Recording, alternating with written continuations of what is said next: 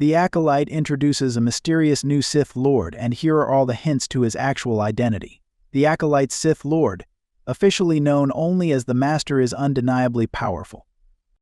He made his proper debut at the end of The Acolyte, Episode 4, unleashing a telekinetic explosion that flung Jedi around like flies caught in a hurricane.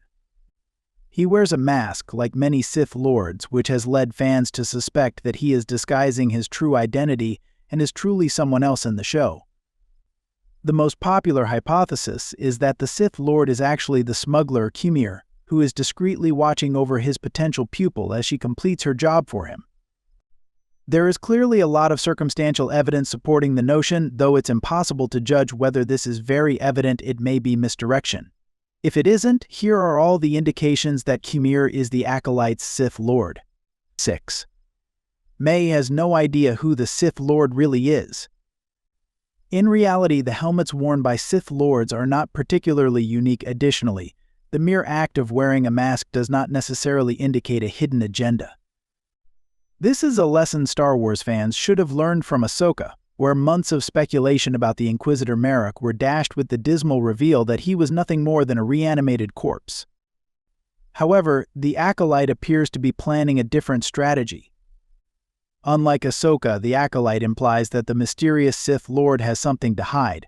In the 4th episode of The Acolyte, Amandla Stenberg's May and Manny Jacinto's Qimir have a pointed conversation in which May questions her buddy regarding the Master's secrets. May has never seen his genuine face and appears to have no idea what his name is. She thinks this is significant and wonders what it all signifies. 5. Qimir and the Sith Lord have never been in the same location. This theory's most fundamental aspect is that no one has ever observed Qimir and the Master together in the same location. This is true even when they are known to be geographically adjacent to each other, such as Kofar in The Acolyte Episode 4. It certainly raises some red flags. 4. Qimir's claims about the Master do not add up.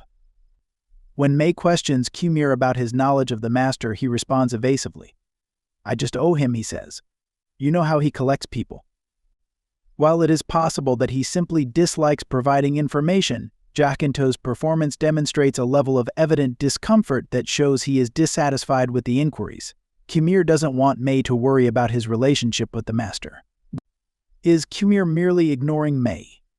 Or is he afraid of urging May to consider the face beneath the Sith Lord's mask, for fear that she will begin to wonder if they are the same person? This specific line of dialogue feels about as subtle as a lampshading in the most recent Scooby-Doo mystery, boosting the possibility that the Acolyte's Sith Lord is Qimir. 3. Qimir's sources of information do not make sense. The Acolyte has made subtle references to Sith infiltrators among the Jedi. In the first 2 episodes, both May and Qimir hint at having access to sensitive material. May is aware of the contents of Torben's previous reports to the Jedi Council, while Qimir has successfully tracked down Kelnaka on Kafar. Both would require access to the Jedi Archive. Qimir's casual mention of Kofar in particular appears more intriguing following the Acolyte Episode 4. Previously, it seemed that he had simply identified the planet where the Wookiee Jedi resided. However, it is now evident that he ventured into the forests and found him. His story appears to have shifted subtly, in a suspicious way, but the source of his information is still undoubtedly the Jedi. Only a Sith who collects people would possess such resources. 2. Qimir predicts how the Master will respond to May's betrayal. Qimir is correct in believing May is losing her edge. The sight of Osha has reawakened something deep inside her, something she had probably assumed had died long ago. May, the Sith assassin, is feeling the redemptive pull of the Force's light side connection can both lead individuals away from the dark and draw them into it. May sets a trap that any Ewok would be proud of, before fleeing to offer herself to Master Kelnaka. Her only desire is to reunite with her long-lost sister. Qimir's reaction is interesting. He begins by reminding May of her mission, then warns her about the dangers. When he discovers she wants to tell the Jedi everything she knows about the Master, he appears to accept the inevitable. "He'll kill you," Qimir warns her. He knows the Master keeps his secrets well, and he will now see May as a potential threat. It's very plausible that he knows this because he is the Master and cannot risk sharing May's knowledge with the Jedi. 1. The Master appears on Kofar after May has left Qimir.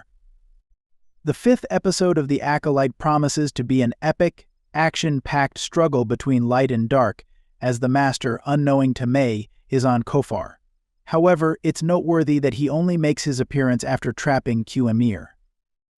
Furthermore, he is plainly exploiting the forest canopy to travel unseen, the same canopy under which May attempted to snare Qimir with her Ewok trap. It truly feels like Qimir is here. In Episode 4 of The Acolyte, one line of conversation appears to lampoon this plot twist. "He'd have to find me first," May assures Qimir as she runs into the jungle. "And I don't know if even he could make it all the way over here without a guide." She is correct. Navigating the forest of Kofad is difficult, and even the Master struggled with it. But it's likely that the Master is actually the guide, Qimir, which means she's completely mistaken to feel she's safe from the Sith Lord as she runs through the forests of Kofar.